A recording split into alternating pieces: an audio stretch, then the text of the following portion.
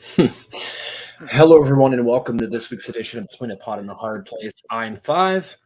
Um, And and I'm not. I get to be the big guy this time. yeah, I like that one. I'm like, okay, I okay. think it. I think it really fits. I think it really fits. I can see you in a private school uniform. Oh, yeah. And Yeah. then being like 50 years old or 65 or however old he's supposed to Right. be. I don't Right. even know his actual, like, I know his age got really messed up going through time so much. Um, but yeah, I think he's supposed to be like, what, 30 or something? I don't know. Well, because they're remember that they all have the same birthday, right? They're all born Yeah, on the same day, um, and the same year. So yeah, they should be somewhere in their 30s, I guess. But yeah, between him living his life out in the future and then having his age regressed, um, yeah, definitely pretty crazy. it is, and what a great show! I didn't really. I wanted to like kind of bring something up before we went on, Yeah. before we got into this conversation. I didn't really have time to put together like the right graphics, so I grabbed a couple of pictures. But I actually saw your post, and now it's not working. Why is it not working? These overlays are not working. It's supposed to display pictures, and it's not doing it. Um, So I saw that I one saw works. I saw both the picture of Ah, there we go. yeah, there we go. It didn't show on my end. It was weird. So yeah, I didn't have a chance to really put together like a in memory kind of graphic, but I wanted to throw out a couple of pictures. I didn't know the name at first, but then I saw, I was like, oh yeah. And of course, I'm a little bit too young to have grown up on the original Star Trek, but I have gone back and seen episodes, and I used to watch some of the old Star Trek films with my dad and stuff, and so I'm aware. Um, it's sad. It really Yeah. is. Yeah, I know that I'm a little bit older than you are. Still I grew up watching the original of the show, but not the I watched the reruns, but I watched it a lot growing up. I think I probably enjoyed it even more in the movies. The movies Mhm. I prefer to the TV show. Um, and I think as they got older, they relaxed in their characters. I think their stories got written even better Mhm. as they got older. Um, but it's amazing. You think about how groundbreaking the character of Uhura was. Yeah. When Ray Bradbury wrote her in the '60s, there were I believe she was one of the first African Americans on TV, especially Probably. um, I think that whole idea about going where no man has gone before, he knew that putting an African American woman as a part of the principal cast that was going to get some attention. Yeah. I Um, mean, I grew up more on the Next Generation, because that was still a little bit before my time. I think that came out right. in what, like 80, late 80s. Um, but still, talk about reruns, like that was on constantly. Yeah.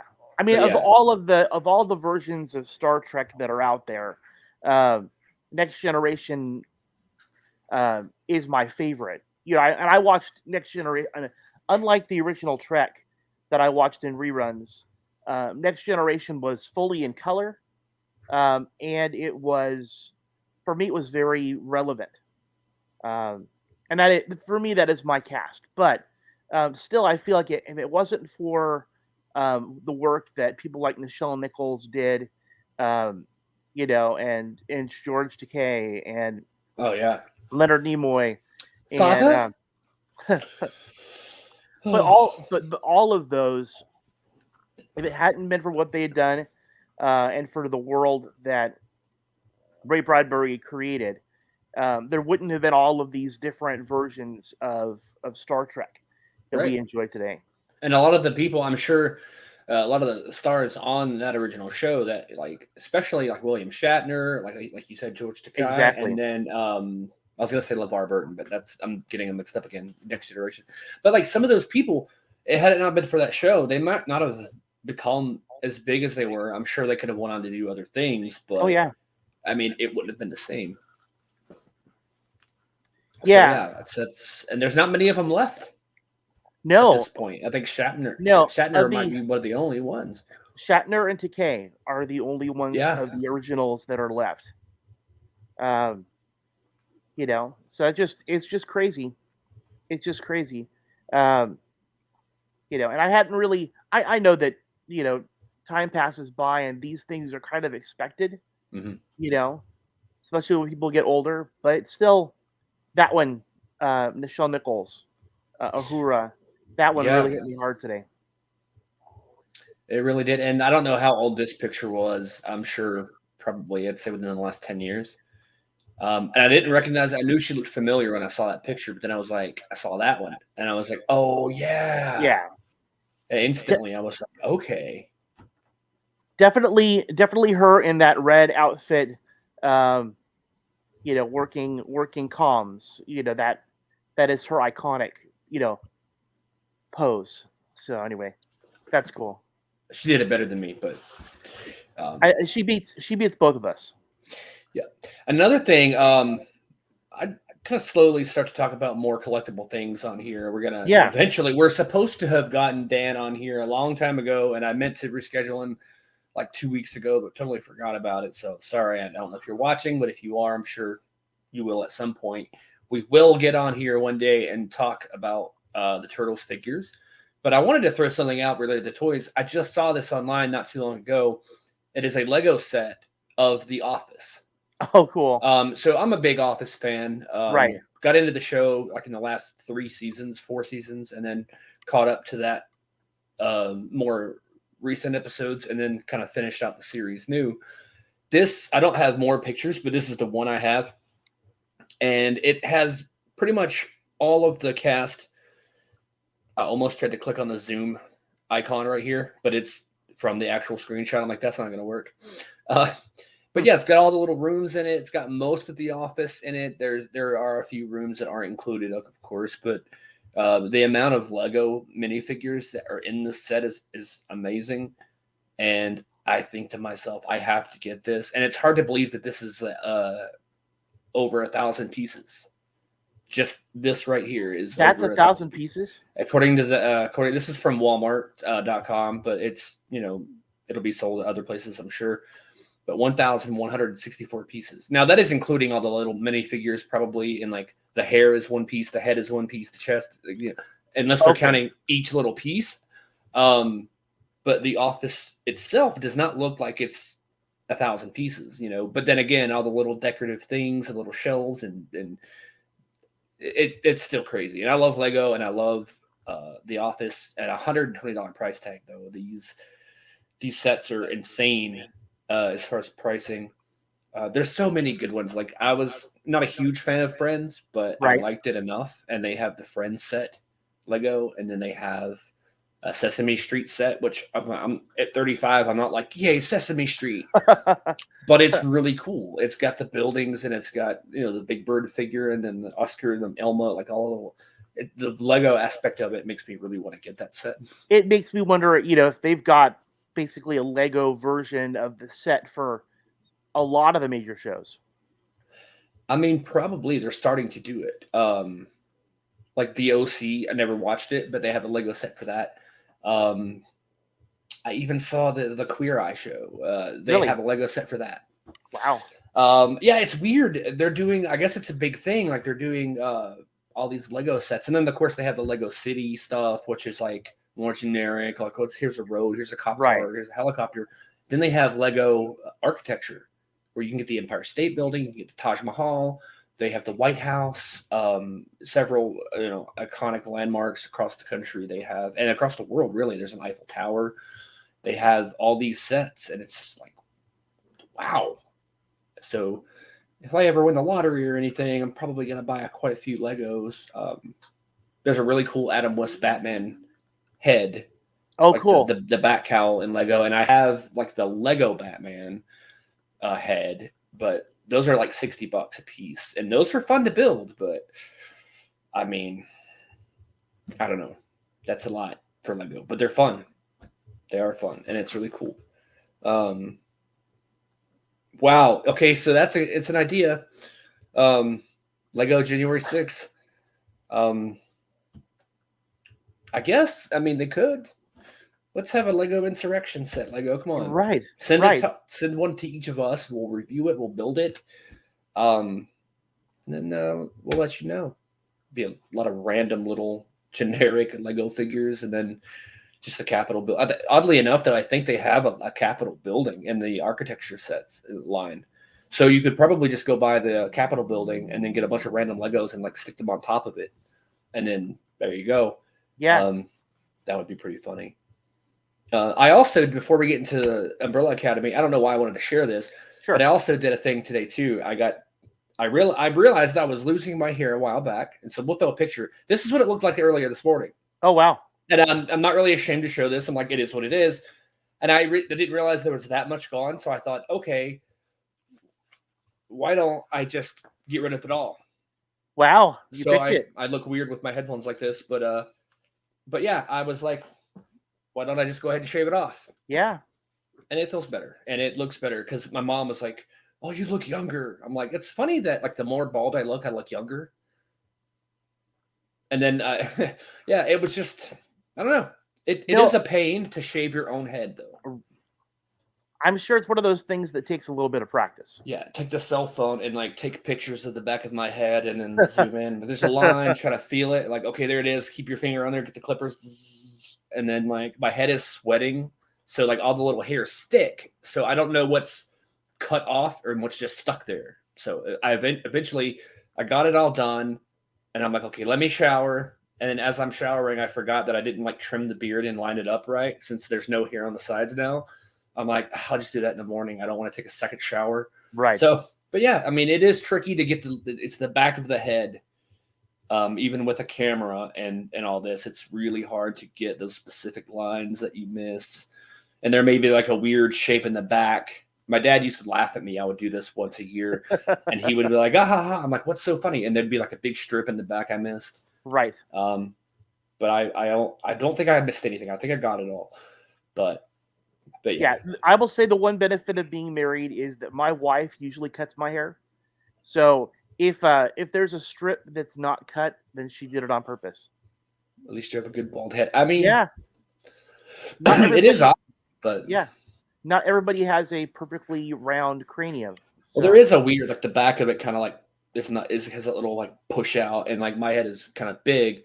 But yeah, I thought if I'm gonna if I have that little hair on top, then I might as well go ahead and get it all off. Yeah. Now I don't know how long I'll keep it like this. I'm not gonna go get a razor and shave it every day, but for now it feels better. And it's awkward when you shower and you, like use the same amount of shampoo. And I'm like, wait a minute. Oh, there's like, but I mean, yeah, you've got sort of a James McAvoy, Charles Xavier vibe going right now. So I thought about going down to the goatee because I usually, if I shave my head, I shave the sides off. And, right. But it's so much harder to shape a goatee than it is just to leave the beard there. I mean, I could have gone down to like a barber shop or something this over the weekend, but I thought, if I'm going to shave all the hair off of my head, why pay someone like $20 to do it? If it's a specific cut or something, yeah, fine. I don't have the skill for that. And then the beard as well, it's like $10 to just trim. I'm like, no, thank you. Well, I think it's a good look. I think it's a good look for you. Yeah, thanks. I feel better. I put a Cobra Kai shirt on. I'm like, but I couldn't think of a bald character.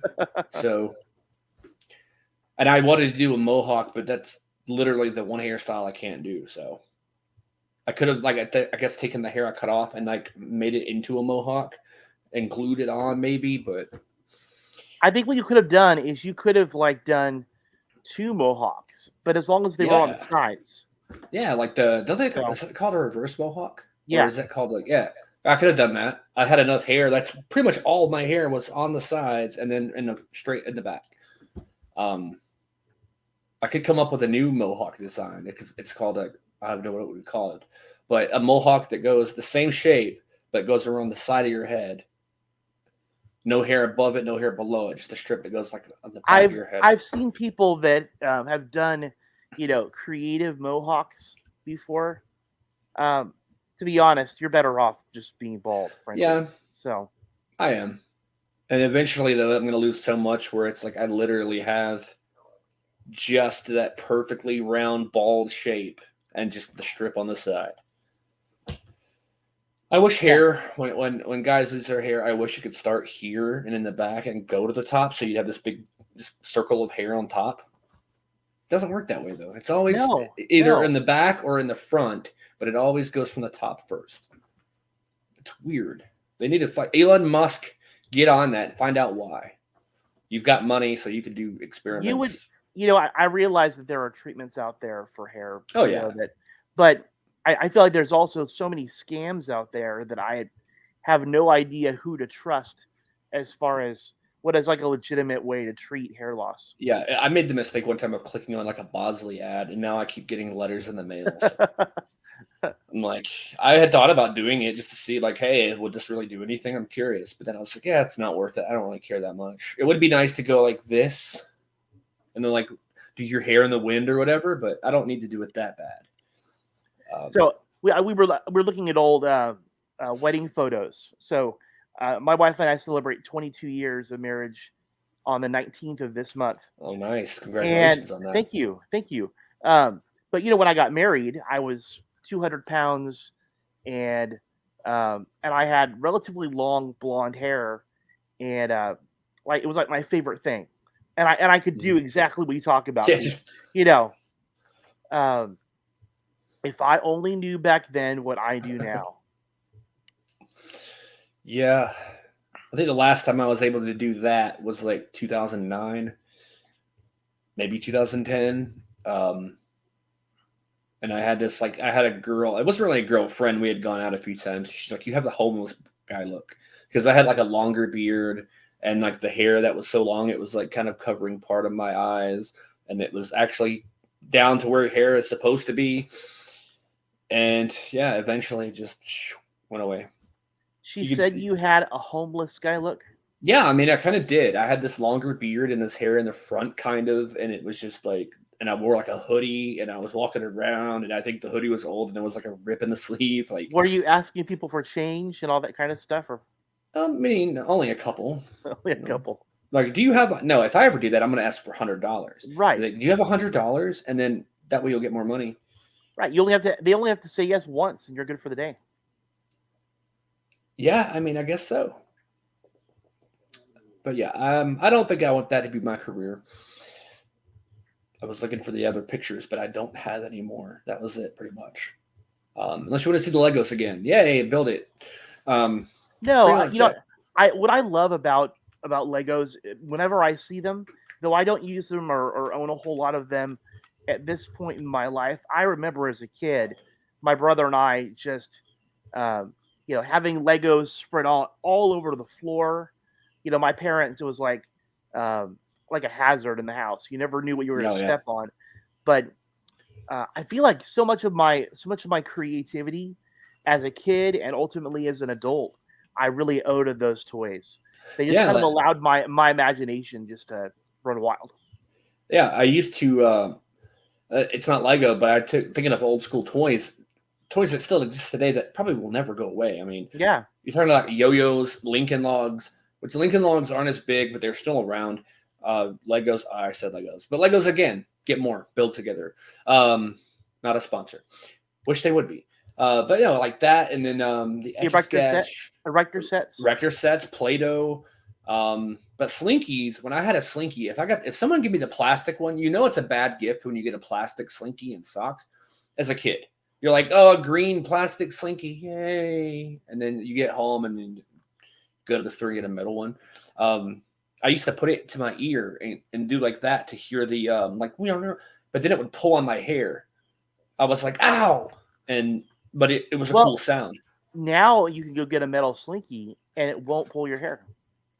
That's true. Yeah. That's true. And you'll pay $39 for us. I think they're like $12 though, honestly. I got a Rubik's Cube like 10 years ago just to do it. And then the stickers started peeling off. So that's one innovation with Rubik's Cube. You think, how could they improve this toy that came out in like 1900s? They, instead of using stickers now, they have plastic pieces molded into the squares. So there are no peeling off because the stickers would wear off, and pretty soon you'd have all white on all of them. And So so I know like that that. it's possible that you can use an algorithm to solve a Rubik's cube with your blindfolded with one hand, and do it in 2 minutes. However, peeling Yeah, off peeling off the stickers and putting them all on one side really is the only way that I'm ever going to solve one of those Rubik's cubes. I did it once by breaking the Rubik's cube apart, mostly because I was curious what the centerpiece looked like. And it's literally just like I guess a six-way. I had to count how many sides a cube had. Wow. A six-way joint with the ends being the squares. Right. And then so they all connected. So I busted it apart, then rearranged them and popped them back in. As far as toys, was there a Hog Tie Your Brother set? I think there was, and I think the Parker brothers actually put it out. Okay, that would make sense. It would make sense, yeah. Corey, I think what we could probably do is, I could buy the set, and then you could come by, and I could show it to you. Yeah, you could show it, and then you could do a live podcast. We could do a live podcast with it. I think that would be great. Creativity. Yeah, but that's kind of it on toys right now. I think I haven't really bought anything lately. I'm trying to save money, and I've actually returned a lot of toys. You returned some? Yeah, just to kind of get the money back. Had some back issues, like not like severe, but and no, I was out of work for a little bit and didn't have as much sick time as I thought. So I'm like, oh no, I didn't get it. Like I got like a $25 paycheck, I think, for 2 weeks. I was like, oh geez. So luckily, I had spent about $200 to $300 on action figures over the last 3 weeks, so I was able to get a lot of that back. As long as it's now I can't. I was gonna say I'm not gonna say this, but they have already got the figures back, so it doesn't matter. They want unopened merchandise with Target. I'll go ahead and say it's Target. I don't care. And what I would do is I keep my boxes. Usually, I take the stuff out of the box, put it on a shelf, and then I'm like, oh, I need to return this. I don't want to, but I need the money. So I put the back of the box and close the box. It still has like the tape that was keeping it closed kind of cut. And so I took some stuff back. And then a few days later, I went to Target just to browse. It's still a habit to look. And then I see the same ones on the shelf that I returned. I could tell because the tape was cut. Oh, wow. And I'm like, oh, gosh. I mean, they're still in great condition. It's not like they're damaged or anything. I kept everything safe. Some poor kid is going to pick up that toy and take it home and I mean, they're gonna open it and throw the box probably, right? It'll be fine. A couple of them I thought about keeping some of the accessories, like and then but I was like, I can't do that because imagine if I were to go and buy a figure and it was missing like the extra head or something like that, I would be super mad. And then you go back to the store like it's missing a head, like you took that out of the box, it's opened. Like no, I didn't, I swear. Like they would never believe you. So I couldn't do that. But yeah, sometimes you have to do what you have to do. I mean, some of these figures that I forget I have them, but never will I get rid of my turtles. I'm going to try to get Dan on here soon to talk about these. Can't get rid of these. This is like literally childhood, 1990. It was like 4 or 5 years old or something like that. 4, yeah. It was like 4 years old when that movie came out. And now I have these figures. And so, yeah, this is probably one of the things I would never get rid of. Yeah. I was, no exaggeration, a turtle fanatic. So, I mean, how cool are these things? Yeah. Donatello, a lot of people liked him. I didn't prefer Donatello because purple was my least favorite color. I don't know why. But I always thought Michelangelo was the best. But yeah, that's a whole other episode. We'll go into that. I could talk for 4 hours about turtles. But we're going to talk about, I was going to say Stranger Things, the Umbrella Academy. I could have used an umbrella yesterday. Rained quite a bit. Oh, really? Wow. Yeah. But we're not here to talk about the weather. That's when you know the show's going downhill. We're here to talk about Umbrella Academy. Seriously, we're going to avoid weather conversations. So what's crazy for me, is just seeing how this show has changed over the seasons. It seems like every season it gets just that much more crazy. Yeah. So I mean, here we are, season 3, and just kind of seeing where things have come from the beginning. So right now I'm on their main cast page for the show. Um, right now, IMDb has them listed at an 8 out of 10 No, with an nice. 86% for Rotten Tomatoes. Uh, I guess like 92% of Google users like the show. So That's pretty good. as far as the ratings are concerned, I mean, you know, people really seem to like it. Yeah, I really wish Netflix would disclose their viewership because they're so vague and just secretive about it. Um, the only thing they tell you is you can go to the top 10 list and look. Now, I don't know. I still don't understand how that works. I don't know if it's regional. Like, if I look at the top 10 list on Netflix right now and you look at it at the same time, will we have the same top 10 list? Or I don't will that know. region have a different category or a different like structure to it based on that area and who's watching it there? That's how I think it's set up. Um, but I don't know. But I know Umbrella Academy and Stranger Things were the top two shows, I think, for the first week that they were out. And that's the closest that they give us to really knowing what the viewership is and how many people are actually watching these shows. Yeah. But you know, there's tons of people watching it when you get Oh yeah. such high scores on review sites, and when they're on the top 10 list, and when you've got Stranger Things pizza in Walmart that I actually bought once, and I kept the box for it. When you've got that stuff, it's like, okay, then those are good shows. And Umbrella Academy, wow, I need to learn how to speak. The Umbrella Academy is, I'm kind of surprised it lasted as long as it did. I loved it from the first episode. It took me a long time to get into it though, because friends kept telling me, watch this, you'll like it. You like superheroes. Because I was talking about like, yeah, we had just started talking about like shows on this show, on this podcast, I think. And they were like, oh, if you like Flash and those kinds of things and Arrow and all that, then you'll love this. I'm like, I don't know, because I'd never heard of it. And then I watched the first episode for like the first 2 minutes, and it's, oh, come on, children, let's practice. I'm like, oh, I can't watch a British show like this. I like British shows, but like a British superhero show, no. So I didn't watch it for a few weeks, and then I was like, okay, I'll finish the first episode. Turns out it's not a British show at all. So, No. and not to put down British shows, it was just it threw me off because I was expecting like something completely different. But then again, I like X-Men, and it's like, X-Men, train harder. And I'm like, that's awesome. But this show, it's like, come on, folks, train harder. No, this is crap. I don't know. It just threw me off. I don't know. But when I finished the first episode, I loved every episode since. Yeah.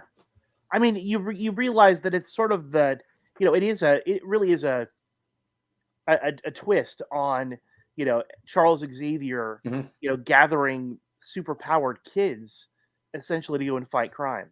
Yeah. And being trained and grown up, grown up to become. I'm trying to figure out. I'm trying to put the word "grow" as a verb, and in my head, I'm just like, okay, stop doing that. They grew up to become like these machines, and it wasn't. It was probably more torturous than what Charles Xavier did to the X-Men, honestly. But that's what makes it so interesting. It seems like it's realistic, like it could happen. Well, I think that on the surface, and I don't want to get too caught up in X-Men, but Charles Xavier comes across as being this really really great guy. Yeah. But if you look at him in the comic books, he does some real jerky things, right? Yeah. I mean, lots of manipulation, does things that are morally sketchy.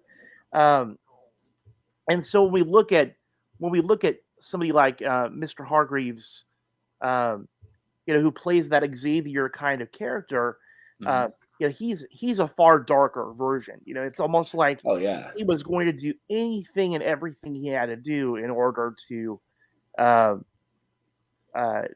manipulate and control these children. And he went a step further that not only did he train them relentlessly, but he adopted them. I think he actually bought them from their parents. Yeah. So that to me that was really crazy. Yeah, and he always kind of reminded me of like an evil Monopoly guy. Yeah. And I was like, oh, he's like, because he's got a lot of money and everything. But I, I'm not sure what it is I love about the show. I guess it is that dark and gritty feel to it, the tone. It's not like there is humor for sure, but it's that the tone of the show, the overall feel. It's just something about it that really kind of hooks you in. It's more dramatic, I guess, than anything else. Yeah, And some I people, know. it's less Yeah, action, less like pow, kick, zam, whip, like less of that, and more like dramatic storytelling. I think there's definitely its share of fighting and powers and that kind of Oh thing. yeah, I mean, there's not any shortage of that, but I feel like that's not all it's about. exactly. Yeah, Um, yeah, I think that for both of us, I mean, we know that if you give us a show where people have superpowers, I'm in. It's not a yeah. very tough sell. And I love character-driven stories too. I mean, like story-driven plots, without more focus on characters, is it works too. But in like a superhero thing, you have to have a humanity to these characters. You can't just be like, okay, costume hero number one, kick bad guy. Yeah, the story But pushes but that, we but I mean, literally have characters named number one. well, that's true, but I mean, Yeah, like they do. Well, yeah, that was a bad example, but they did have their individual personalities. They weren't just um, even like Stranger Things. Like 11 is she has a personality. She's learning to develop that, but she still most of her is like lab rat mentality, where it's yeah. like she has no real. Not that she doesn't have a soul, but she doesn't. She grew up in a lab, so she doesn't really know how to be a human, really, or how to be a person. So Um, so my question, because I'm really glad that you brought up Stranger Things with 11. The idea of giving a kid a number instead of a name, yeah. right? Like, how exactly is Mr. Hargreaves different than Papa in Stranger Things? I mean, they're not much different, Yeah, I mean really. they're both people that I think in their own minds they're good guys. They both think they're heroes, ultimately doing what's best. Just like a comparison there with Wells Report, he fronts as a good guy, but he is not what he appears, and so Exactly. that is the appeal to those kinds of characters because you Yeah. think like that's how you make the bad guy relatable. It's like give them a little bit of. I'm just trying to like Thanos from the Avengers Yeah. and everything. He was really a good guy. He was just trying to wipe out half of the bad to help humanity in the long run. At least he truly believed that. And so you kind of feel bad when he gets murdered in a way. I don't know if I ever felt bad. I felt a great sense of satisfaction Oh when yeah, Thanos turned to dust. What I totally agree with you though is that every villain thinks they're the hero of their own story, right. right? And I don't know exactly if Mr. Hargreaves is a villain or that Papa is a villain, but they're definitely morally gray. They're willing to Oh yeah, do absolutely anything they have to do to get power over somebody else and to manipulate the situation in their favor. right. So And yes, and yeah, with the Umbrella Academy, like we know going into season 3 that the end of season 2 they went back and pretty much broke time and came back and realized they didn't really exist. Well, they exist, but I guess not in the way like their lives. It was a Sparrow Academy instead of the Umbrella Academy. It was completely different kids. But the one thing about that I always thought was interesting throughout the last season was, oh gosh, what is his name? Ben. He was alive in this reality and still adopted, but none of the rest of them were. That I thought that was interesting. well, Ben was dead, and so he didn't go Mm-hmm. back and insult his father, It's and true. so no reason to not go and adopt him. Um, but no, I think that we're both big Heroes fans, right? And we Oh yeah. know that Hiro Nakamura from Heroes talks a lot about the dangers of um, messing with time because there's too many. You step on too many butterflies, right? That Yep. you make one change in the past and it has huge ramifications on the future. And that's what we see here is that they go back in the past and they aren't careful with history. At Um, all. no, Like no, and you know They get involved in the civil rights movement. Um, they interact with their father, and Get so it only married and makes have children. right, right. I mean, it only makes sense that when they return to the present, that everything is different. And I love how he remembers. And I kind of forget that he was an alien. Well, that was a jump. Spoilers. So like, never mind. Well, it's gonna be spoiled anyway. But yeah, I mean, it's interesting to see. Like, I love the time jump stuff where they're stuck in time. And it was a little bit different formula this season than it was in the last couple, where it's like the world is going to end, and then they have to scramble for like 17 hours, and sort of those like almost like speed where they have to like if they stop, then the bus blows up or something. Like it Well, you felt, know what? I don't know. It does seem to be a very consistent theme on the entire show that every season they're dealing with preventing the end of the world. Yeah, such an Um, extreme. yeah, At least the timeline is unified and doesn't go tangent. Well, that's true though too. Like it doesn't branch off and create these weird like where dinosaurs are flying in UFOs and Pac-Man is in the streets. Nothing crazy like that. no, I mean this is much more of a Back to the Future timeline, You hear that, right? Professor Hulk? It's not total bullshit. I still hate that part of. I know. I mean, I think that as we know, different universes have different rules about how time travel operates. That's true. So in Umbrella Academy, you travel through time, and it's all one continuity, right? So changing an event in the past has a direct relationship with your future.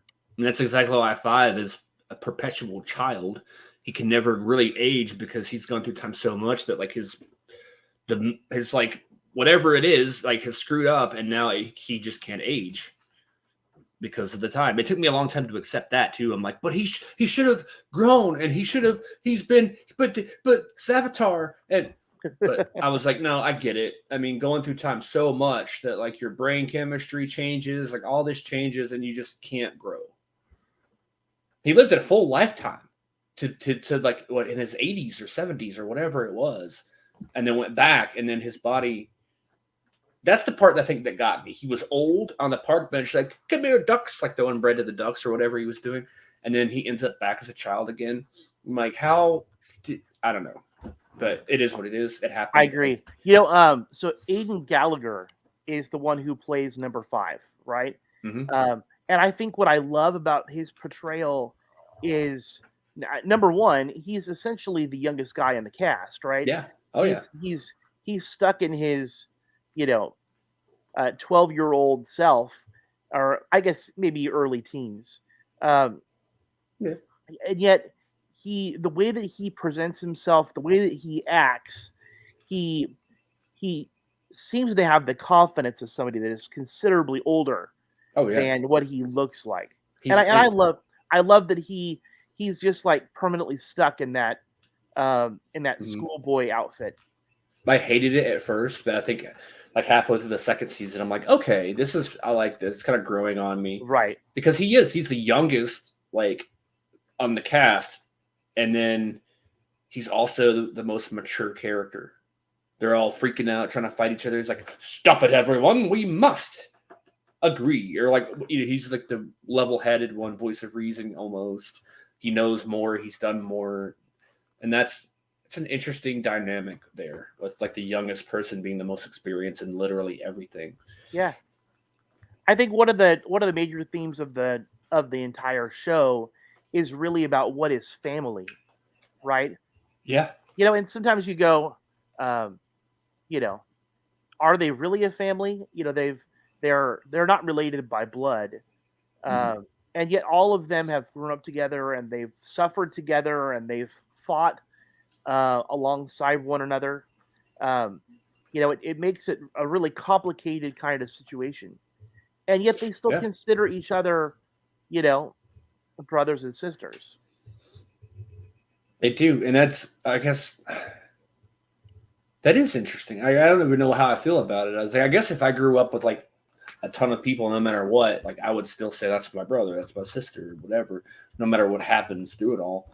especially in season 3, they literally have no tie. In this new reality, they have no ties to each other. They were never adopted.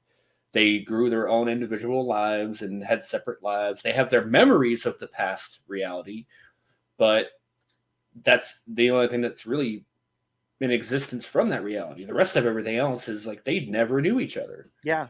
But yet they're still family. It's really a mind twist.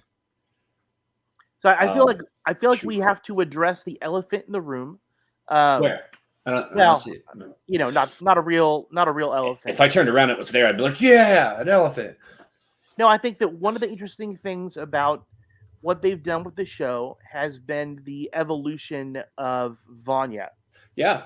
Right. So we know that in season 2, Vanya, ends up in an openly, same-sex relationship. Mm-hmm. But she was still presenting female. Right.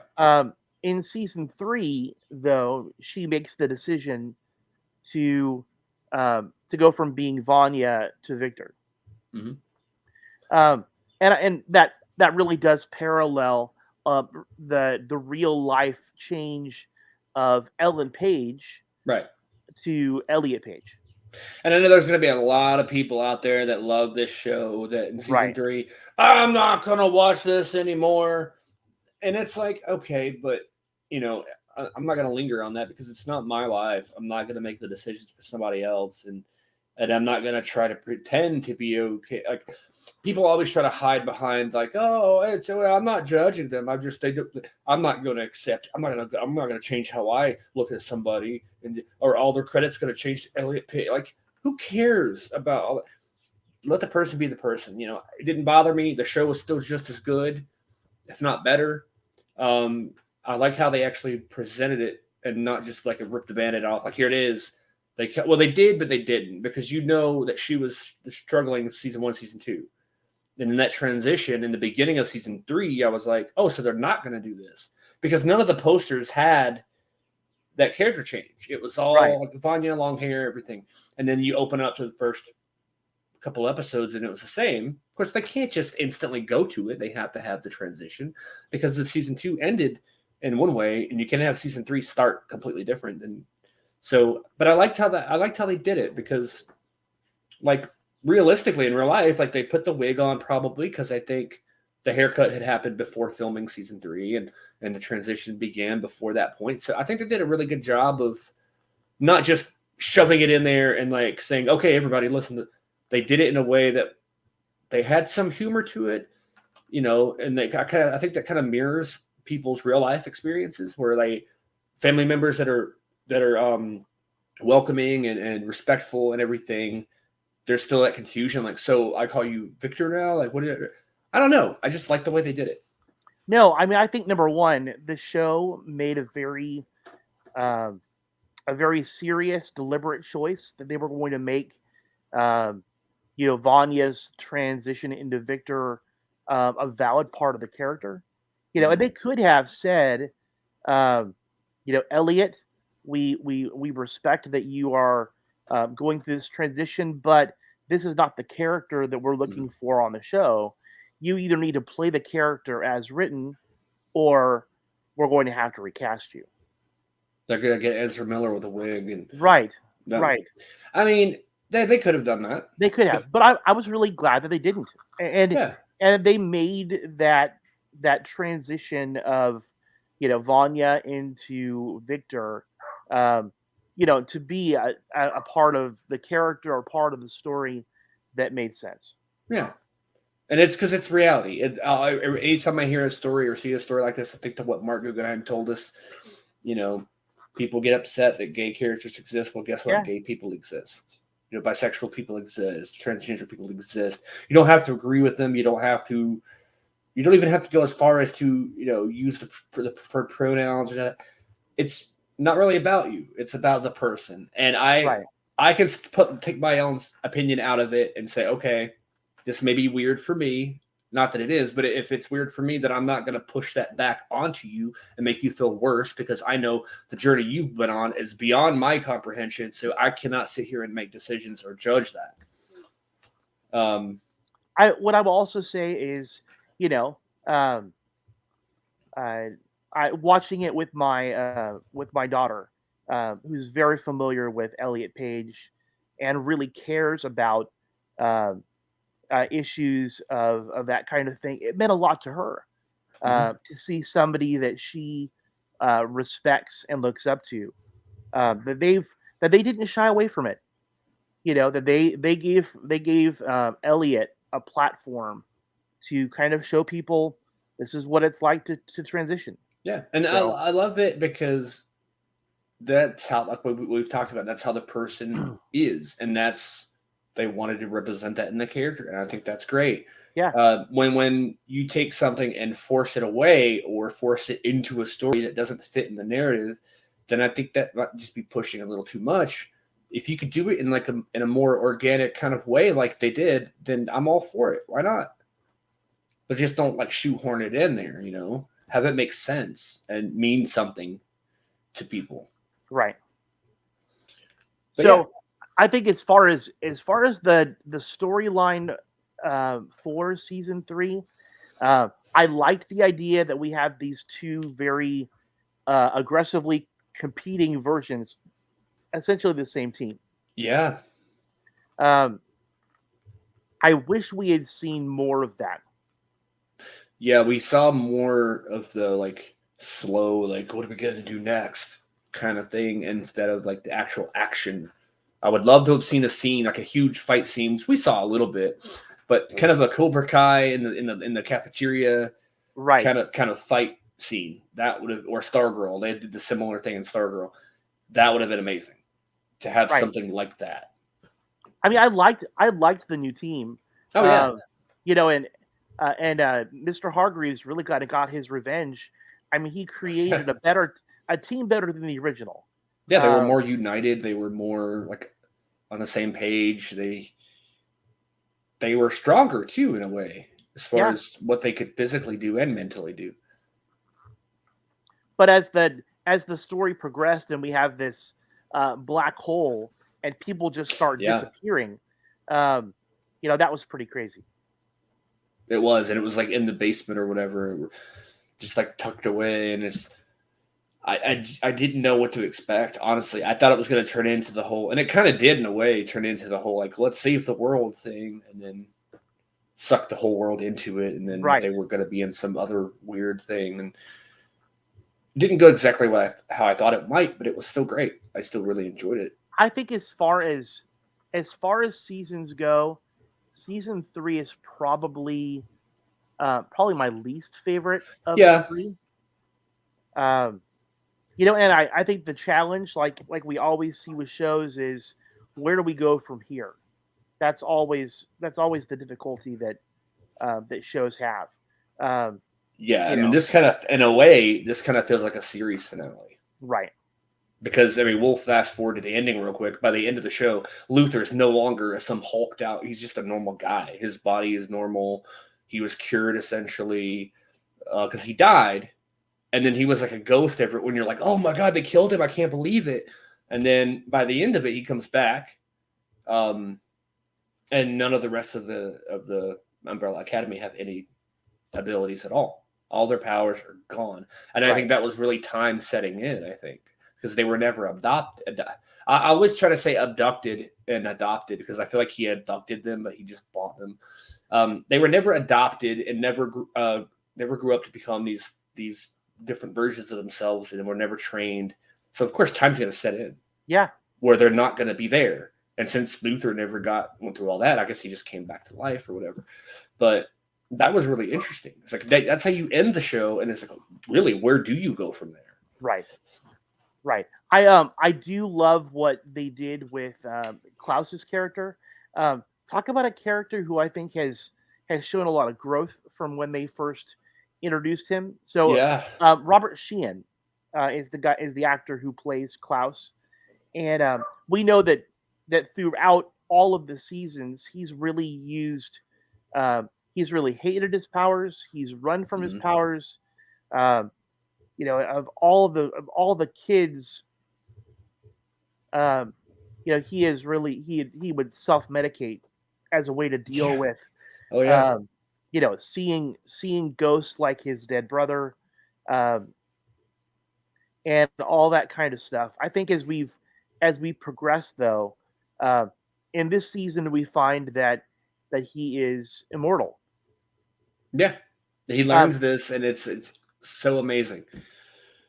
I love it because no well, matter how he dies, he yeah, always like regenerates or whatever. that was kind of the hilarious part of the season was he gets an opportunity to spend time with Mr. Hargreaves, and it's essentially Mr. Hargreaves trying to find different ways to kill him. Yeah, he was training him on. It was like this, not a montage necessarily, but kind of him trying to kill him. Like, where's his limit? Like, where Right. is the end? And he gets hit by that truck, and he pops his like stuff back in. And he's like, I'm here. And then every time he dies, he comes back faster and faster and faster to where it's like you shoot him in the face and instantly he's back. So I love that development of that character and him getting stronger and stronger. And it kind of irritated me when they all lose their powers at the end because it's like, but he just went through all that and now he can't do it all. And he's like, I guess I'm not immortal anymore. But I don't think that their powers are gone. They are, but like I don't think they're permanently gone. If they decide to do a season 4, then they'll easily find a way to get them back or to Right. get new powers. I think that would be interesting. Get different powers than what they had before. Maybe Luther can shrink like Ant-Man, or maybe I don't know. Just it would be interesting to see them do different things in a 4th season. I think the problem is that their powers didn't keep them from having problems. No, not at Sometimes all. their powers got them into more trouble than they were worth. Like I think about someone like Allison, right? Mm-hmm. Allison, who's got that ability to essentially tell people what to do, Yeah, and in this season, as opposed to other seasons, um, we see her. She's like completely lost it. she's insane. Yeah, she's not insane, but oh She's gosh, she's broken. I think that yeah, um, one of the problems about what happened with her in season 2 was the fact that she had gone back into the past and she falls in love, and she ends up having to leave her husband in the past. mm-hmm. And And her kid, and yeah, then oh, that was terrible when she yeah, she ends up in the present. She goes to where she's expecting her daughter to be, and she realizes that her daughter had never been born. right. Reality had shifted, and like this other family's like tormented, like like what? And that kind of reminded me of Back to the Future when he goes into his house and it was in this black family's Yeah, house, and it's just great. Like no, no, no, no. He's like, we are not going to sell it. We will not be terrorized. And that reminded me of that scene completely. I don't know, but yeah, yeah. That for me, that was really heartbreaking, and so I yeah, I kind of understood um, why she, because she had lost so much, hmm that she was, you know, very moody and always having a bad attitude. But we also saw where uh, she had used her powers to try to uh, force Luther uh, into having sex with her, yeah. That was right? a little bit weird, but yeah. Um, And she didn't even have to say I heard a rumor anymore. Like she could literally push the will onto others without that. She like right. she had that development too. Well, I think she'd always had that ability, but Maybe, yeah, I think that might have been just a crutch that it she could have had been, yeah. relied upon. Um, but there'd always been a real morality to her. I felt, that hmm she wasn't going to cross this boundary line and use her abilities for her own benefit, because she had realized for herself that so often when she used her powers or abused them, that they always backfired on her. Oh yeah, And it happened. That's exactly what happened. She used her exactly. powers to try to get what she wanted, and ruined her relationship with Luther. Yeah, that was interesting. And then Luther getting married and all of that, like that was an interesting story too, because I kept thinking like, when you guys fix all of this, none of that's going to matter anyway, right? So is it really, because you just see what she went through, losing her husband and kid, and now you're going to see this new thing start. It's like, dude, don't you see what she's going through? Like, don't do it. You're happy for him. You're like, yeah, she's kind of hot. Go for it, dude. But at the same time, it's like, do you really want to sacrifice all that, knowing what will happen? Well, or for a lot of them, they essentially had thought that the world was going to end. That's true. What do they have to lose Yeah. in doing something for themselves that's going to make them happy at least for a moment before it's all over? That is true. Um, And then, yeah, yeah, kind of sad. Wow. Oh, it really was. It really was Yeah. sad because you know that they don't really get a happily ever after, at least at this point. Not at all. I would have liked to have gotten more to know Sloane better. Yeah. But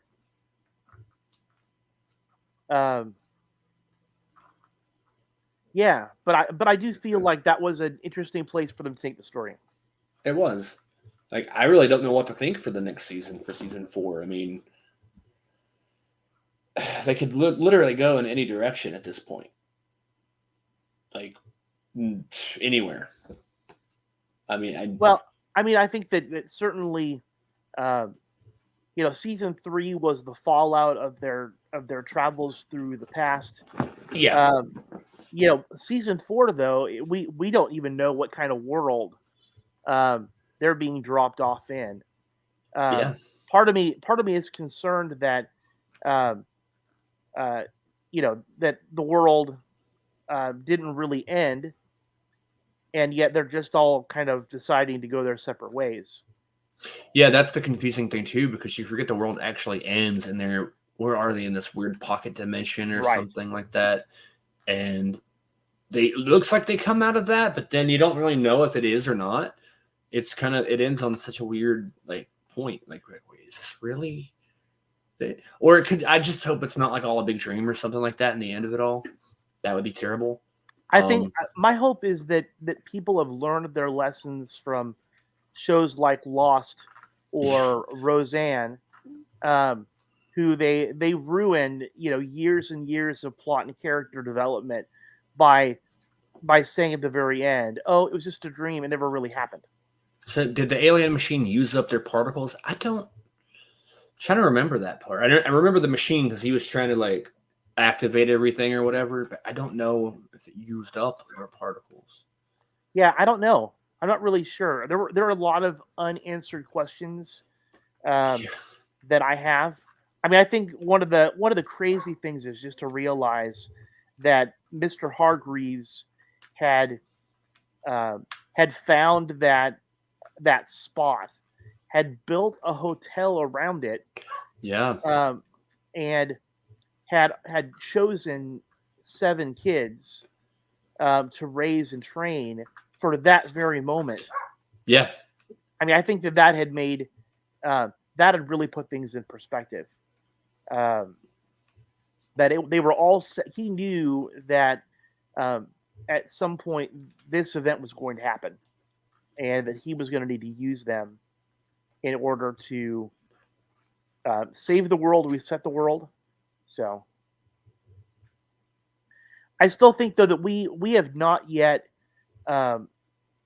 answered one of the major questions, and that is what event caused all of these kids to be born around the world. Yeah. I was wondering that myself. I was like, okay, so we see that we find out who killed the mothers, and who was that again? I forgot. The event that killed all their moms. Oh gosh. What was that? That was a crazy moment. Yeah. remember the boy that that Victor had helped to kind of raise in season 2. Yeah, he was like growing like super fast. He aged Yeah. like extremely fast. Um, Yeah. well, he didn't age extremely fast. It was just the fact that it had been what 40 years or so. Oh, that's true. Yeah.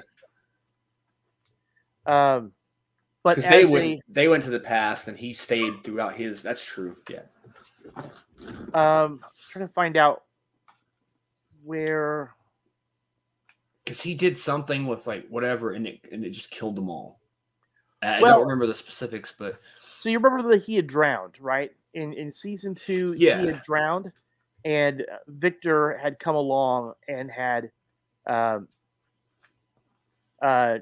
rescued him from the lake and had performed CPR, and in the process, ends up transferring some of his powers yeah, into the boy.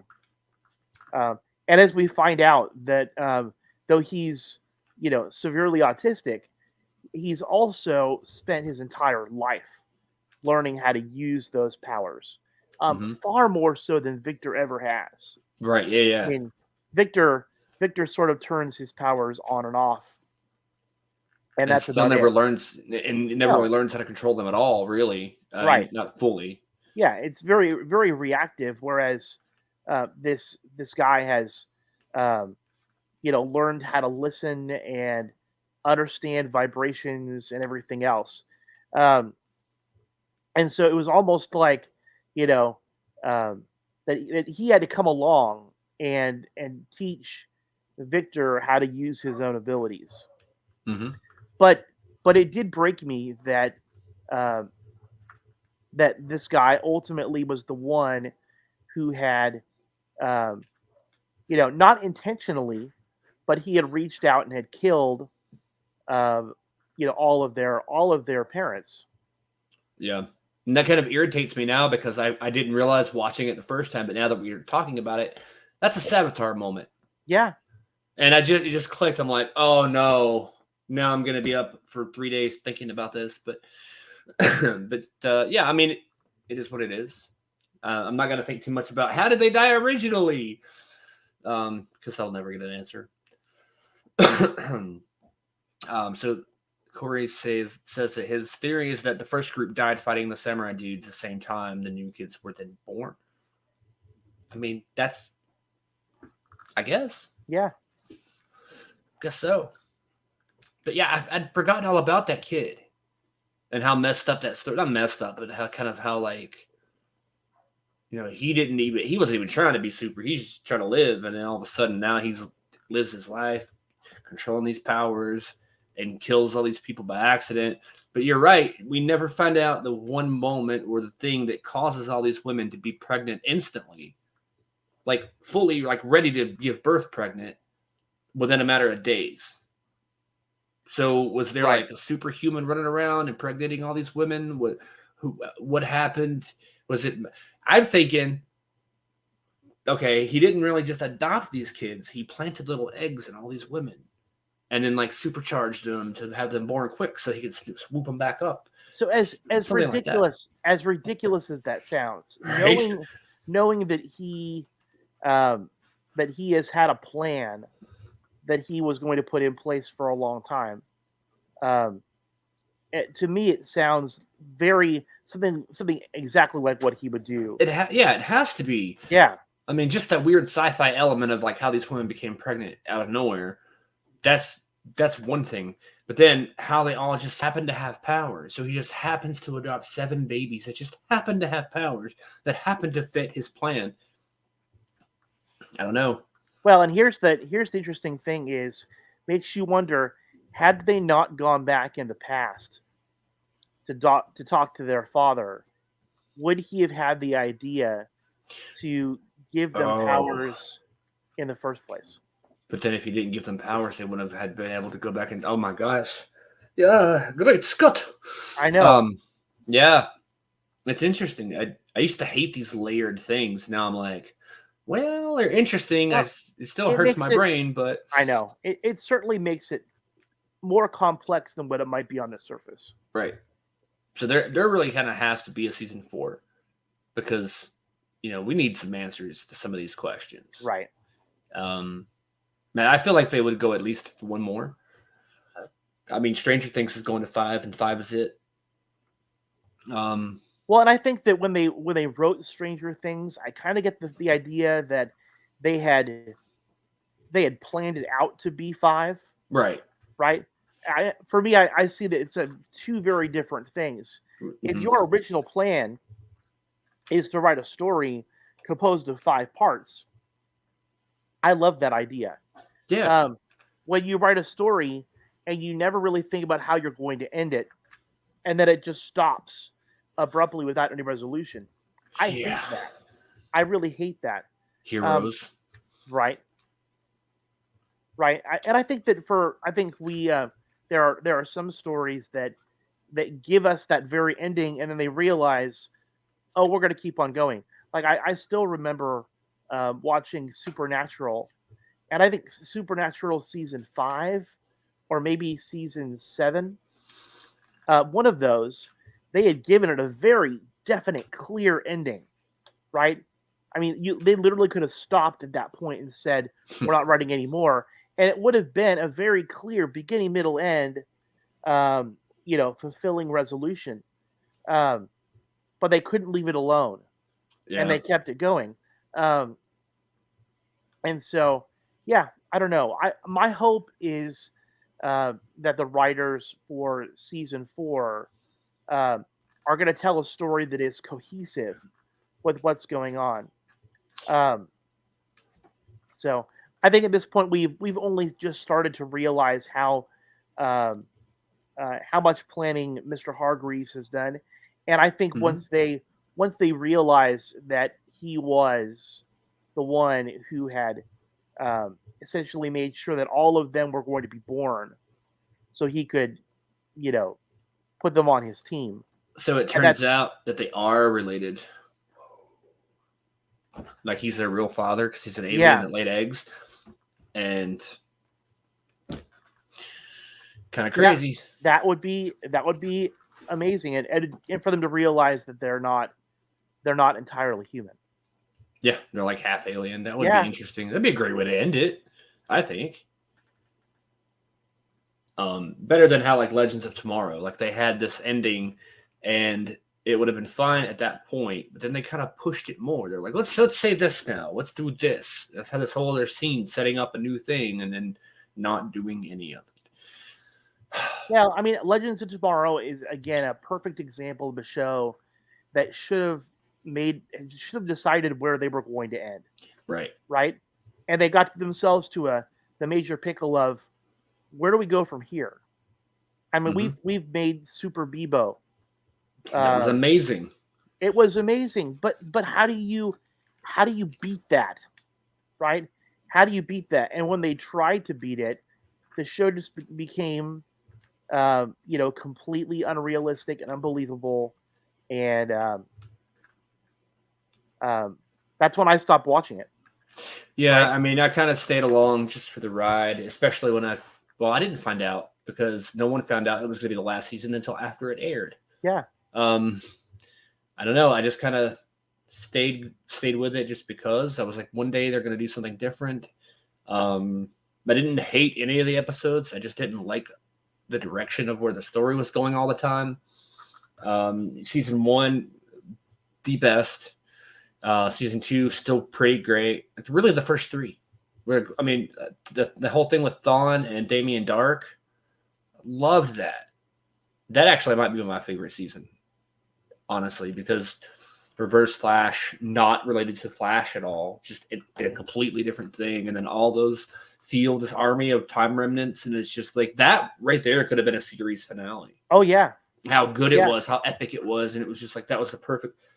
We got some good stuff after that, a year or two after that, but I mean, it was kind of all over the place. But that was, for me, part of that was fun. It was like, okay, let's do this. You never knew what they were going to do next. But they didn't really have an exit strategy, I don't think. I really felt like when they stopped being a legitimate superhero team and when it really became more of just how ridiculous can we be this week? For Yeah. me, that was a real miss. Yeah, I mean, it did get a little. Like it worked once, and then they were like, "Ooh, that worked," and then they just kind of kept doing it. Yeah. Which they never really had villains anymore or a serious threat. They had threat, but I mean, it was. I don't know. I mean, it's not the worst show in the world, but No, I think, and again, it's really easy for us to, you know, do our podcast and watch the show and say, "Oh, if I had the ability, if I were showrunner, or if I yeah. were in the writing room, then I would do it differently," and I would, right? hmm But how many times have you watched a show and you watch it and you go, "That's the best that you can come up with," and knowing that you've got a bunch of people who should understand the comics probably better than you, and yet that's the decision they make for the Yeah. story. So, But then again, when you go to sit and actually try to set it out in your head, you're like, at least with me, I'm like, I could do that. Then I sit here and think, look, let me write an episode in my head real quick. So Barry runs really fast, and then he falls down. I'll just see what they do next week. It's like sometimes, but I do feel like I'm one of those people where if you give me something that's established or an idea, I can build off of that better than just creating the thing itself. I mean, I think the truth is though that there are. You think about how many decades worth of comics Oh yeah, are out there. Some of these characters have been in existence for 80 years. yeah. I was gonna say You nearly know, 100 years. Yeah, right? I mean, if you've got 80 years worth of stories, um, you should be able to fill up a couple seasons with legitimate storylines, right? You yeah, shouldn't be having absolutely. to, you shouldn't have to be making stuff up when you got all of these great characters to pull from. Or at And, least incorporate some of that. Do like a blend, mix it in, incorporate it, and kind of shape it into something else. Kind of right, like they did with Zoom. They took Zoom, which in the comics originally was Eobard Thawne, Professor Zoom, and then did a reverse flash later, but like it was different. And they brought Zoom in, and they kind of split Zoom from Thawne and had two completely separate characters, and they did it well. It worked. So they took source material, did something new, put it together, and it worked. But that doesn't happen that much in these shows, except for Superman and Lois. yeah, Superman and Lois does it I want to say pretty flawlessly until they just really piss you off and say Crisis doesn't matter because the show doesn't exist in Earth Prime. Now I'm hearing yeah, rumors that Melissa Benoist would be possibly coming back to play a clone or of some kind or something of Kara and being on this show periodically. I'm like, just have her come in as her real self. See, I don't know about a clone. I would be more than happy with Power Girl. That would be acceptable to me because that was Power Girl would be a legitimate way to get Melissa Benoist as a version of Supergirl. Yeah. And that could be where they're going. And I don't know that that's actually true. It's all rumor that she was in discussions about a new contract or something. I don't know. I know she left Supergirl to become a mother and all this stuff, but I don't know. It could happen. I feel like if she wasn't ready to step down from that mantle, that Supergirl might still be on the air. And I'm not faulting her for it. Like she has to live her life that way she wants. But I do think that Supergirl suffered from the same kind of writing challenges. A little, yeah. That we really had seen. Once Arrow had left, I feel like they had really been the anchor. They had started the Arrowverse, and I think with that show gone, it kind of, it's sort of like when the patriarch of a family dies, that the family kind of splinters and falls apart, and that really seemed to me, the fact that we lost, Black Lightning and DC's Legends of Tomorrow and Supergirl, Batwoman all and at Naomi. once. Yeah. Like pretty much the entire lineup except for Superman and Lois being a new series. Right. Which, wow, Naomi was newer than Superman and Lois, and it didn't last long at all.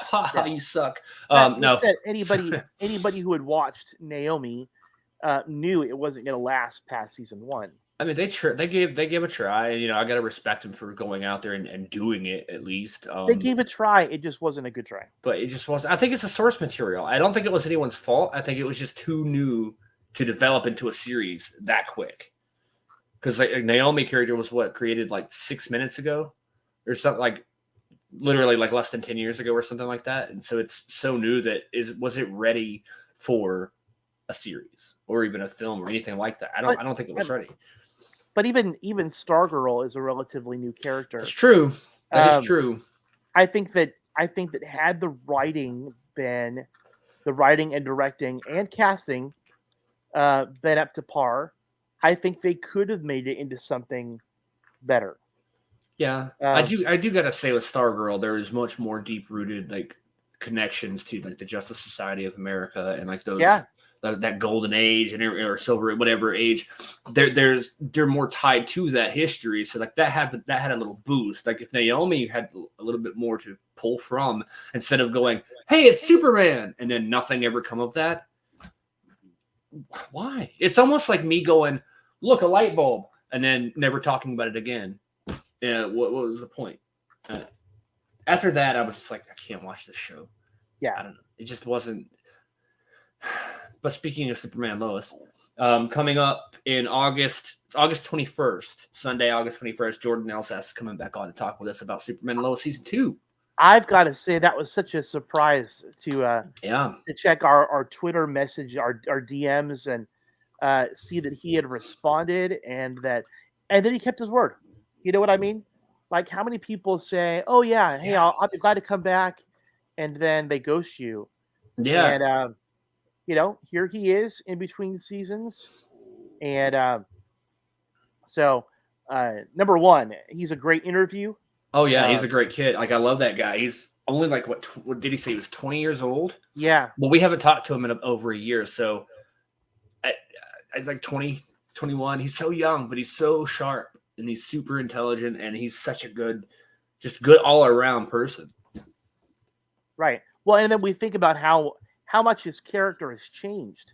Yeah. Since we talked to him last. And he played an evil version of himself since we talked to him last.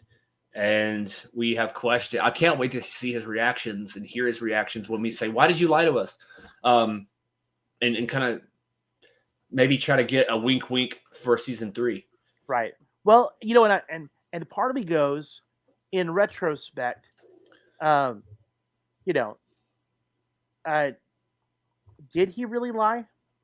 I mean, not really. He kind of told us the truth without telling us that it was the truth. Jonathan, the Jonathan that we know of from the show, did not get powers. Right. I mean, he did briefly with the ex-kryptonite, but right. Jordan actually said in an interview, I think it would be cool if maybe he got it temporarily, like maybe X-Cray or something like that. Boom, like 6 months later, however long it was, it happened. Right. So, I mean, did he, I wonder if he like foreshadowed that, like he knew it was going to happen, or he just thought like, that'd be cool. And then they were like, yeah, we're going to do that. And well, here's what I know is when we did the interview, and I don't know why we didn't ask him about it, but he had black nail polish on. He did? Yes. So they were probably about to film some of those scenes. I didn't know if it was a style choice that Jordan had himself. But now in retrospect, knowing that was definitely a part of that kind of that goth emo look that Bizarro Jonathan had. When he had the interview with us, he knew that at least one version of himself that is true was going to be full on Superboy. And when he flew or whatever he was doing as Superboy, he was probably thinking of us. Yeah, he was like, I remember those guys punch. And then maybe not, but I mean, who knows? We could have spoken to him that day, the same day that an epic scene was filmed. So we inspired him to act. Yeah. So that's not really inspired him to act, but the way he moved his eyebrow was like our fault or something. I don't know. But that said, I'm really excited about having him back on the show. Yeah, I sent him another DM after that and said, hit up Alex and have him make him come with you. And of course, he didn't respond. He's like, I'm not coming on the show anymore. Take it off the calendar. But no, Alex Garfin, he follows us on Twitter. Yeah. And I messaged him a few times. I guess he's busy as well. But yeah, I've tried to get him. I would love to get them as a team to come on together. That would be interesting. Yeah. I know that I've seen them do interviews together. Mm-hmm. But yeah, we have to realize that, unless they're filming, they have lives that are like, I'm sure, that's completely true. Separate from each other. Yeah, I picture Jordan calling up Alex like, "Hey, yeah, bud, yeah, they're gonna do the show with me again. Come on." They're like, "No, I've got to go to the doctor." No, this is more important. These two guys doing a podcast. Forget about the doctor. Come with me. I'm sure that's exactly what's going to happen. Right. Because it is more important than doctors. But how often has it been for us where we counted ourselves out and we thought there's no way in hell that this person's going to say yes, and then they end up doing it. Yeah, we've had a couple of big. Like Mark Guggenheim was like the first everything. He was our first guest. He was our first, the first one that we thought no way in hell, but he came and he didn't even take a time. Well, let me think about it now. He's absolutely, let's do it. What? Like, and I've been trying to get other people for such a long time after that first one, and we got several. Most of them revolving around the CW. Yeah. But we've got a few here and there that we're outside of that realm. As a matter of fact, yeah. No, being our second guest, who played the gambler for Stargirl. Yeah. Mm-hmm. He's going to be a big part of season 3. Yeah, and I remember the last I talked to him was on was it Facebook? Yeah, it was Facebook, I believe. And I sent him a message, and that's how we originally contacted him the first time, I think. And after the interview, a little while later, I checked in. It's like, hey, how you doing? Are you going to be on season 2? And of course, he wasn't. And then I never heard back from him. I'm like, oh, maybe he got fired or just his position was dropped. And like I offended him and hurt his feelings. Now he hates us. Didn't hear back from him. So I'm like, but now that he's going to be featured in season 3, maybe we can reach back out and say, hey. Yeah, I think it would be great to have him back. But, again, I feel like, for two guys that just have an opportunity to talk about shows they like and stories they care about and, characters they love, the idea that we get chances to go and interview people like Jordan Elsass and Mark Guggenheim and Eric Wallace. Yeah. I mean, that's just mind-blowing. It is. And we're going to have, don't know when yet, but I've started planting the seeds or trying to put it together. I want to do a Clerks 3 episode because Clerks 3 comes out on September 13th and 15th. It's such a weird format, the way Kevin Smith does his films now. It works for them, though, because they really make their money on home video markets instead of like theatrical, because why spend $60 million to make commercials to tell you to come watch this movie when you can not spend that money and then just still make a ton. Their box office numbers might not look that great, but they make it up in other ways. And I think it's smart and it's good for them. So they did the same with his last film, Jay and Silent Bob Reboot. They took it on the road, did a tour, kind of like a concert tour. They're doing the same with Clerks 3 starting in September. And then there's a list. What is it called? I want to say it's clerksmovie.com or something like that. You could just Google Clerks 3 tour or whatever and find it. Kind of wish I had a graphic up like, hey, they're not a sponsor or anything, but I just really love those movies and can't wait for that. But if you want to sponsor us, we're definitely open to it. Yes, Kevin Smith, we will, yes, to give us money. I don't know. But yeah, they're going to do the show, the tour like that. And most of these tour dates are going to be in bigger cities where they do the screening of the film. And then after they do a Q&A with the cast. And I would love to go to one of those. They're more expensive than a typical movie ticket, of course, because you're getting a movie and a show. Yeah. But totally worth it. I think the last one was about $30 or $40 or $50 or something. But I'd pay that to have that experience of getting to ask questions and watch the film with them and all of that. But if you're not in a city that has one of those tour dates, they're also doing regular screenings, but very limited screenings. I think September 13th and the 15th. Don't know why they put that gap in between, but they did that with the last movie too. But I got my ticket for the 13th, so I'm going to go see Clerks 3 on September 13th. Nice. But I'm trying to get some people from the movies into the show again and talk to them. We have Scott Schiaffa, who's agreed to come on. He's a really cool guy. He does our music that you hear in the beginning of the show and at the close of the show. He plays the Gum character in the first movie. He's going to be in Clerks 3 playing the same character. So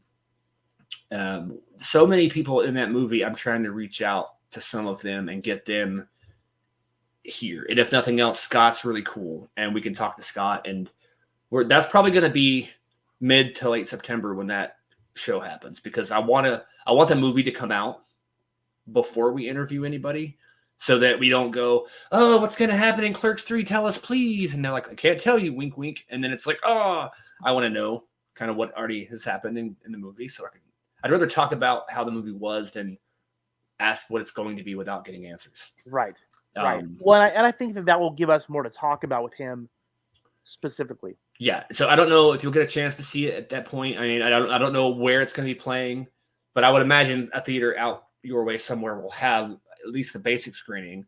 Yeah. And that's if you're interested in going to see it. I mean, you don't have to go see it, but I bought my ticket. I think it was like $15, which is kind of high, but it is a limited run. It's a limited release of a film. So I've paid more for things like that. So around here, I think typical tickets are about, like a typical matinee ticket is like maybe $8, $9, something like that. So it's almost twice. But again, if you don't see it in those 2 days, you don't get to see it until it hits home video. So, which I'll buy that anyway, but I don't want to wait another 3 months or however long to get the DVD or digital of it. I want to be able to see it and be the guy in the back, like going like this. No, I'm not going to do that. No. But yeah. Well, I feel like we're kind of wrapping things up. Yeah. We talked about season 3 of Umbrella Academy, but we've really talked about everything else in the process. A lot. Yeah, Legos. Yeah. Clerks. Go watch Clerks 3 September 13th. Nichelle Nichols. Yeah. Oh yeah. I was like, what? And I'm sure Kevin Smith is going to be talking about that because he does a show live. I don't know how often they do it anymore. I want to say it's like every week or every day possibly, but it's Fat Man Beyond. If those of you who aren't familiar with him, it's on YouTube.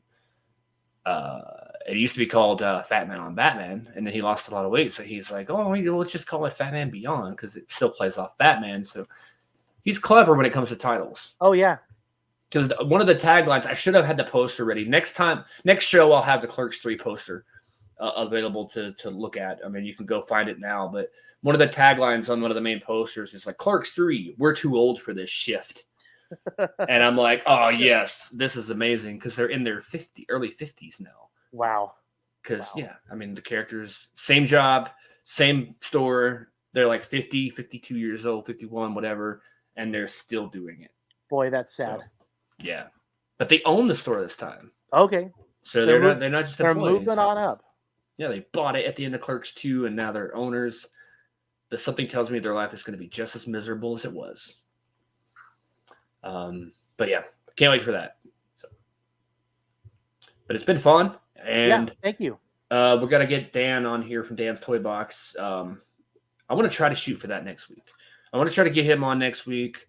I've kind of told my job, like, I don't want to work Sundays anymore. And they didn't say yes or no, but I'm like, okay, well, I guess that's going to work out then.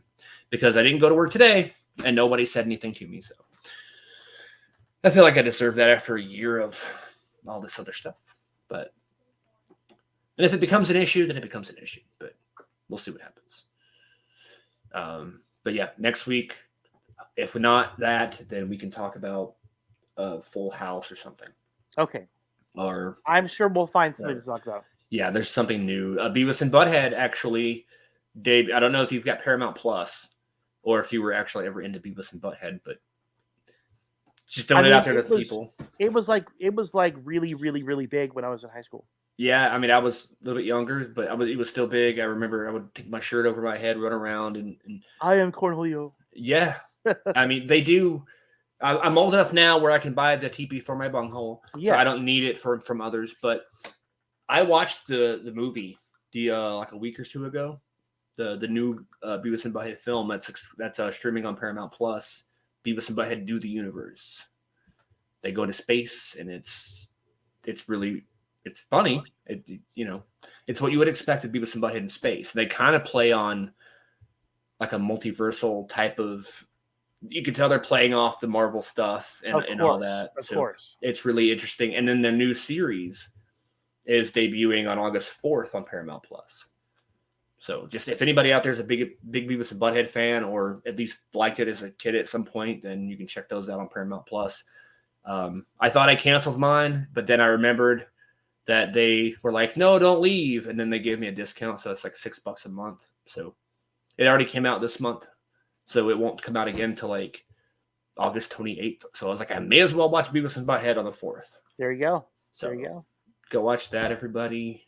And make sure when you're there to catch up on the new iCarly season. If you feel like it. Those kids and their wacky adventures. Oh, gosh. They're a little bit more mature, but not as much because it's still kids' show. But it's more of a teen show now, I guess, than a kids' show.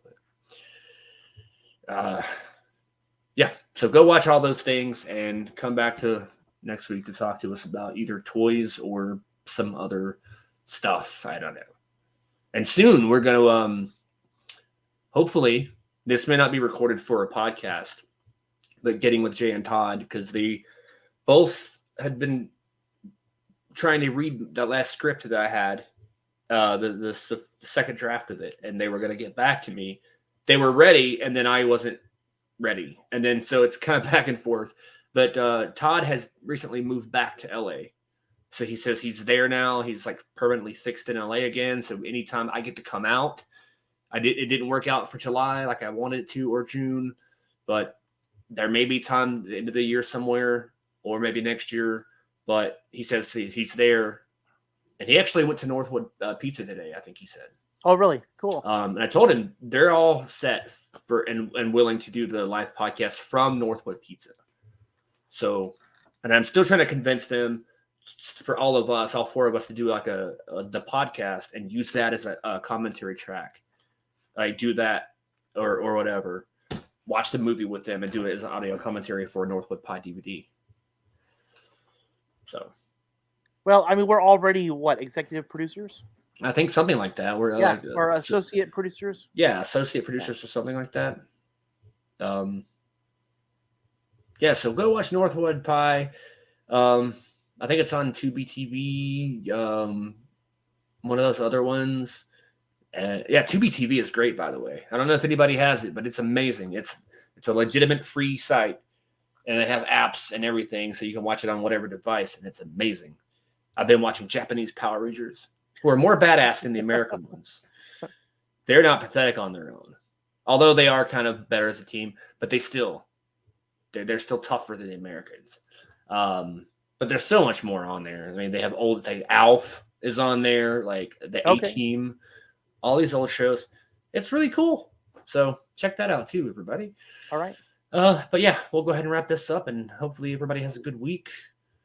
And we'll see you next time. All right. Take care. Take care. See ya.